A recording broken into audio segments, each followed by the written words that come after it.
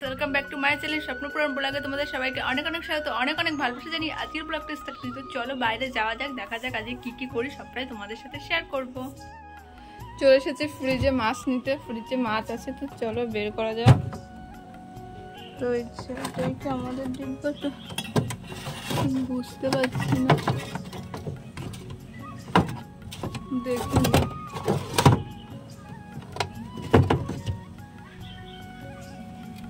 এটা আমাদের ডিব্বা।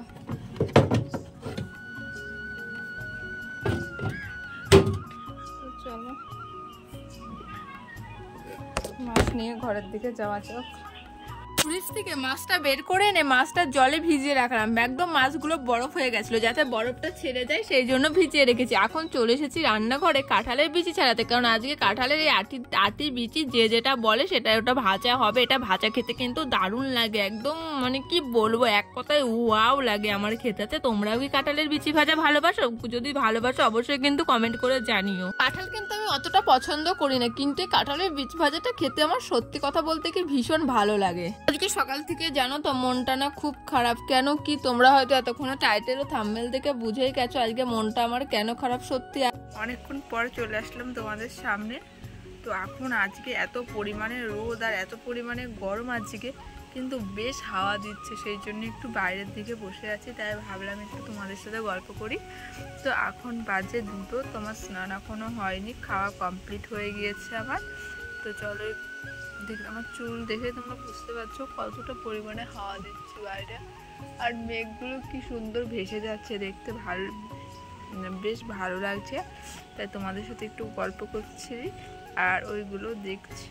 প্লিজ আমার ভিডিওগুলো দেখো আর আমাকে একটু সাপোর্ট করো, বাট খুব বেশি সাপোর্ট চাইছি না, বাস যদি একটু সাপোর্ট করো তাহলে সত্যি আমার খুব ভালো লাগবে। আর আমিও সেই মানে আনন্দের সাথে সাথে তোমাদের সাথে ভিডিও দেবো। এগুলো দেখো কিভাবে ভেসে ভেসে যাচ্ছে আকাশ দিয়ে, এত সুন্দর লাগছে না দেখতে। দেখো মেঘগুলো একাই কি সুন্দর ভাসছে, বাট ফোনে অতটা বোঝা যাচ্ছে না, কিন্তু মানে খালি চোখে খুব ভালো বুঝতে যাচ্ছে। তোমরা একটুখানি দেখো দেখতে তোমাদেরও বেশ ভালো লাগছে। আর বাইরে দেখো কতটা পরিমাণে হাওয়া দিচ্ছে, দেখতে পাচ্ছি, দেখেছো মেঘটা কত দূর চলে গিয়েছে ভেসে ভেসে, বেশ ভালো লাগছে না? আমার তো ভীষণ ভালো লাগছে, এই জায়গাটা খুব সুন্দর লাগছে দেখতে, জাস্ট ওয়াও। জানো তো আজকে ঘুম থেকে উঠেই শুনি কালো বিল্লিটার পাইকে মেরে পাটা একদম খোড়া করে দিয়েছে, ও হাঁটতে পারছে না। আমি ওকে এতবার করে ডাকছি, বিল্লি আয় আয়, ও আসছেও না, কিছু না। ওকে সেই এখন প্রায় বিকাল হতে চললো, কিন্তু ওর দেখা নেই বাড়িতে। মানে ভালো লাগছে না, ওকে এত খুঁজছি কিন্তু ওকে কোথাও খুঁজে পাচ্ছি না, বুঝতে পারছি না ও কোথায় গেল। সবাই ডাকছে বিল্লি বিল্লি করে, ও নেই। সাদা বিল্লিটা আমার পাশে এখন শুয়ে আছে, কারোর ওর বেবিগুলো মানে খাওয়ার জন্য কেমন করছে, সত্যি খুব খারাপ লাগছে। তাই সব যখন শেয়ার করি এটাও ভাবলাম করি। তো জানি না ওকে আমার কোথায় খুঁজতে যেতে হবে, ওর জন্য সত্যি অনেক খারাপ লাগছে। দেখি স্নান করে বিকালের দিকে একটু রাস্তার দিকে খুঁজতে যাব, যদি কোথাও পায়। মানে আমার মা ঠাকুমা সবাই বলছিল পায়ে মেরে নাকি পাটা একদম ভেঙে দিয়েছে। কারা এমন করে গো, একটা মানে পশুদের সাথে কারা এমন করে, সত্যি আমার ভাবতে অবাক লাগে। পশু মানে আমরা যেমন চলতে পারি, কথা বলতে পারি, খিদে লাগলে খাবার নিয়ে খেতে পারি, ওরা তো সেটা পারে না। আমি সত্যি বিল্লি যে কোথায় গেল, মনটা খুব খারাপ। আর সেভাবে সে ব্লগও করছি না, তো যেটুকু পারছি তোমাদেরকে সাথে একটু গল্প করছি। যেহেতু ডেলি ব্লগ দিই, আমার কাজ তো আমার চালিয়ে যেতেই হবে, তাই না বলো? তো কাজ তো আর বন্ধ দিলে হবে না, আমার কাজ যেটা সেটা করে যেতেই হবে। কিন্তু সত্যি বলতে কি বিল্লির জন্য আমার খুব মানে খারাপ লাগছে। মানে আমি যখনই খেতে যাব তখনই কেমন করে ম্যাও ম্যাও করে বলে আমাকে খেতে দাও। মানে ও ডাকে আমারও খিদে পেয়েছে, তুমি একা খেয়ে নিচ্ছ, আমাকে দেবে না? তো আজকেও সকালে যখন খাচ্ছিলাম, খাওয়ার পরে ওকে ডাকলাম, ও এলো না। তারপর সাদা বিল্লিটাও একা আসলো, একা খেলো, শুধু কোথায় খুঁজবো কিছুই বুঝতে পারছি না। তোমাদের সাথে গল্প করলে মনটা অনেকটা হালকা লাগে, তো তাই তোমাদের সাথে গল্প করছি। তো এটা নিয়ে অনেকেই বলবে একটা বিড়ালকে নিয়ে তো আদিক্ষেতা করার কী আছে। না গো, যারা পশু পাখিকে ভালোবাসে একমাত্র তারাই আমার মনের ফিলিংসটা বুঝতে পারবে এটা আদিক্ষেতা নাকি। তো বিল্লিকে আমি দেখি তাড়াতাড়ি করে স্নান করে খুঁজতে যাবো। আর তোমাদেরকেও বলবো, জানি না আজকের ব্লগটা আমি আর কন্টিনিউ করতে পারবো কিনা। তো এই তোমাদের তো আমি তখনই বললাম এদের মার পায়ে লেগেছে, ওকে খুঁজে পাওয়া যাচ্ছে না। দেখো বাচ্চাগুলো কেমন করছে। ট্যাঙ্গো, এই ট্যাঙ্গো, ট্যাঙ্গো দেখেছো কেমন করছে খিদের জ্বালায়। ট্যাঙ্গো, এ ট্যাঙ্গো,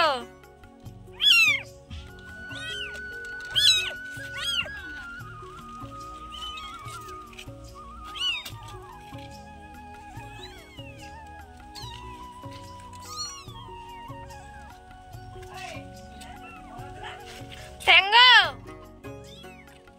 ট্যাঙ্গো দেখো মানে কেমন হা করছে, ওদের এতটা কষ্ট হচ্ছে দেখ। খুব খিদে পেয়েছে, এদের তো ভাত দিলে ওরা খাবে না, কি খাওয়াবো, ঘরে দুধও নেই, বুঝতে পারছি না। ট্যাঙ্গো,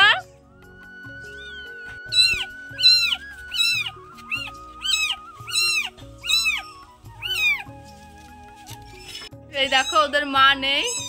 তোমাদের পাশের বাড়ি একটা বোন, ও নিয়ে এসেছে ওদের গরুর দুধ দুয়ালো কেবল, তো এখন নিয়ে এসে দেখো ওদেরকে খাওয়াচ্ছে, খাচ্ছে ওদেরকে এখন খাওয়াচ্ছে। আর দেখো চ্যা চ্যা করছে, আর এইটাকে খাওয়াচ্ছে। ইস কেমন করে ধরেছে,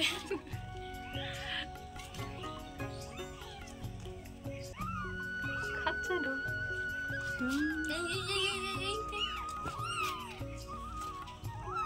এগুলোদের নামি যেটা খাওয়ানো হয়নি সেটার নামি দেনে চিনা যাবে না, বল না। মুখ ভিজা আছে, মুখ ভিজা। ওই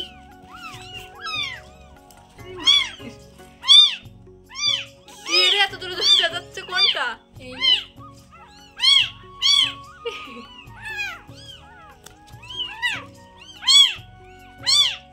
এত জোরে ছুটে। এই তুই খেয়ে গেছিস? তুই একা খা না, একে দেখ।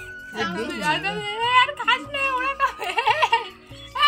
তুই যা এখানে ছেড়ে দে, ছেড়ে দে, এবার দেখো নিজেই চলে আসবে, শুকিয়ে শুকিয়ে চলে আসবে। এই কোনটা দেন, এরা বেশি চাস। এই খা। এই কত ছুন, এই একটু নিও। চ চ করে খাচ্ছি। কি এই ক্যামেরা ধরতে সেজন্য এগুলো আর খাবে না তো, অবতার আর খাবে না, বুঝলি? মুখ মুছে দিতে হবে।